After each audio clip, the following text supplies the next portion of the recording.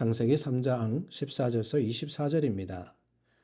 여호와 하나님이 뱀에게 이르시되 내가 이렇게 하였으니 내가 모든 가축과 들의 모든 짐승보다 더욱 저주를 받아 배로 다니고 살아있는 동안 흙을 먹을지니라.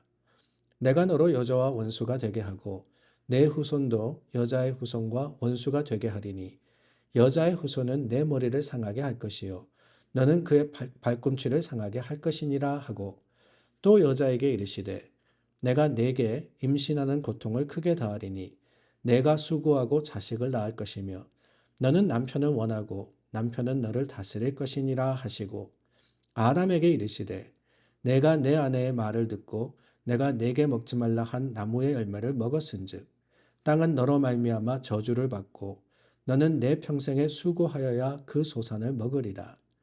땅이 네게 가시덤불과 엉겅퀴를 낼 것이라. 내가 먹을 것은 밭의 채소인즉 내가 흙으로 돌아갈 때까지 얼굴에 땀을 흘려야 먹을 것을 먹으리니 내가 그것에서 취함을 입었음이라. 너는 흙이니 흙으로 돌아갈 것이니라 하시니라. 아담이 그의 아내의 이름을 하와라 불렀으니 그는 모든 산자의 어머니가 됨이더라. 여호와 하나님이 아담과 그의 아내를 위하여 가죽옷을 지어 입히시니라. 여호와 하나님이 이르시되 보라 이 사람이 선악을 아는 일에 우리 중 하나같이 되었으니 그가 그의 손을 들어 생명나무 열매도 따먹고 영생할까 하노라 하시고 여호와 하나님이 에덴 동산에서 그를 내보내어 그의 근원이 된 땅을 갈게 하시니라. 이같이 하나님이 그 사람을 쫓아내시고 에덴 동산 동쪽에 그룹들과 두루 도는 불칼을 두어 생명나무의 길을 지키게 하시니라. 저희가 창세기의 말씀을 계속해서 나누고 있습니다. 창세기, 출애굽기, 레위기, 민수기, 신명기, 여호수아 이렇게 쭉 책이 나가죠. 그 중에 첫 번째 5책을 모세오경이라 부르는데 여러분 창세기 조금은 엉뚱한 질문이지만 창세기의 제목이 왜 창세기입니까? 창세기.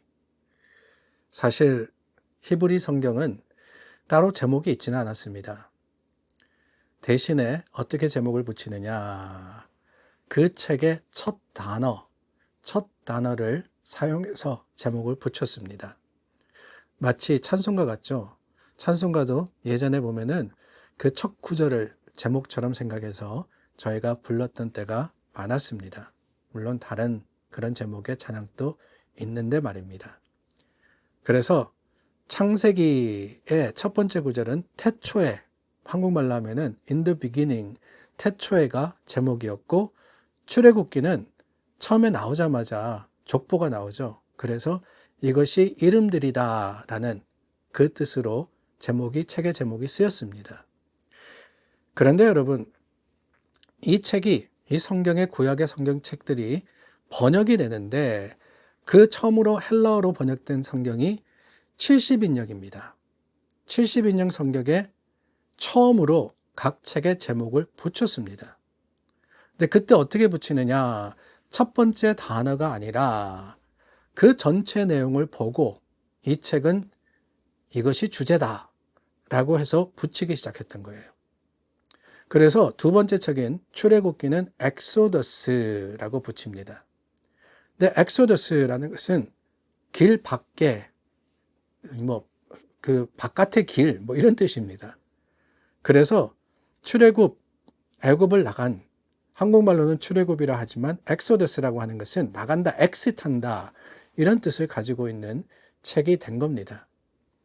그렇다면 창세기는 뭐냐? 우리는 창세, 그러니까 세상이 창조된 그런 기록이다라는 의미로서 한자의 책 이름을 쓰는데 영어는 제네시스라고 되어 있죠. 게네시스라고 하는 이 단어는 기원, 발생, 시작이라는 의미를 가지고 있습니다. 그래서 창세기는 여러 시작에 대해서 알려주는 것이다 라고 생각을 하면 됩니다. 1장은 우주와 천지 만물이 어떻게 시작되었느냐 여기에 대해서 말씀하시죠. 하나님께서 창조하시는데 어떻게 이 창조가 이루어졌느냐. 그리고 2장에 가면은 사람의 시작은 어떠하냐. 3장은 죄의 시작은 이러하다라는 말씀을 해주시는 거예요. 그런 식으로 계속해서 시작이 어떠한 것이다 라고 하는 것을 말씀해 주고 계십니다. 오늘 저희가 나눈 부분은 다름이 아니라 이 죄의 시작에 대해서 말씀하신 후에 그 결과가 어떻게 되었느냐라는 겁니다. 하나님께서는 뱀을 저주하셨죠. 근데 가만히 보면은 하나님이 이 문제에 대해서 추궁을 하시는데 다 전가를 하고 있습니다.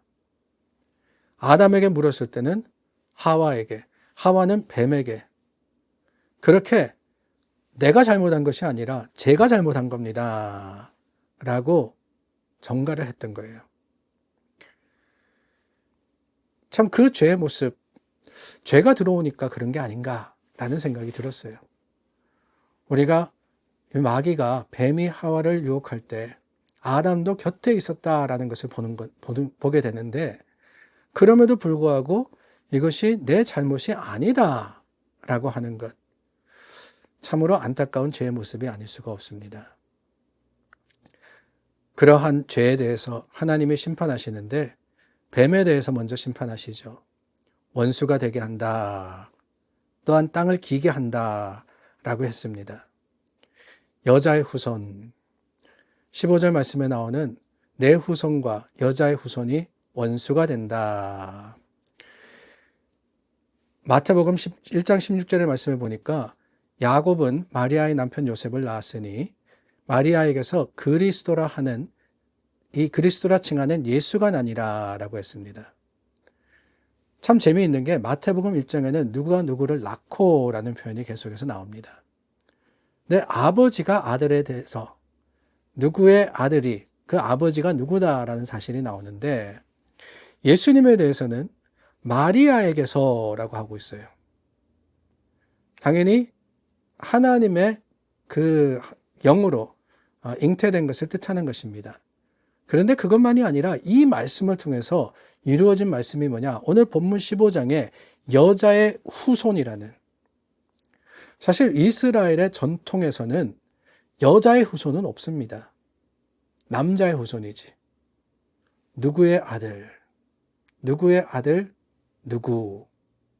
아버지의 아들, 아들이라는 표현을 쓰는데,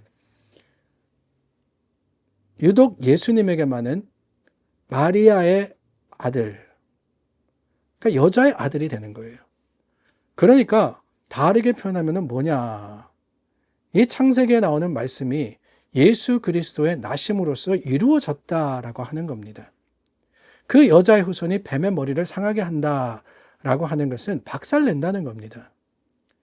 마지막 때에 마귀의 영원한 그 권세를 깨뜨리시고, 마귀를 깨뜨리시고 영원한 죽음에 이르게 하실 예수님, 성경에서 사탄의 권세를 깨뜨리시고 승리하실 예수님을 보여주시는 게 어디냐? 그게 바로 오늘 본문이에요. 그래서 오늘 본문을 뭐라 그러느냐? 최초의 복음이다 라고 표현하기도 합니다. 왜?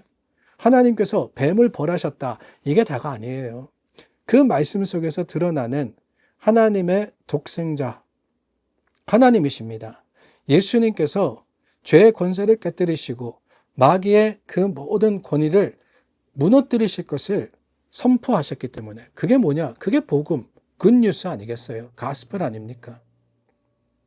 그 가스펠이 이미 창세, 하나님이 세상을 창조하시는 이때 약속되었고, 그리고 그 약속이 완전하게 이루어졌다라고 하는 거예요. 이게 얼마나 놀라운 사실입니까? 하나님의 말씀은 반드시 이루어집니다. 오늘 마귀를 향한, 뱀을 향한 말씀만이 아닙니다.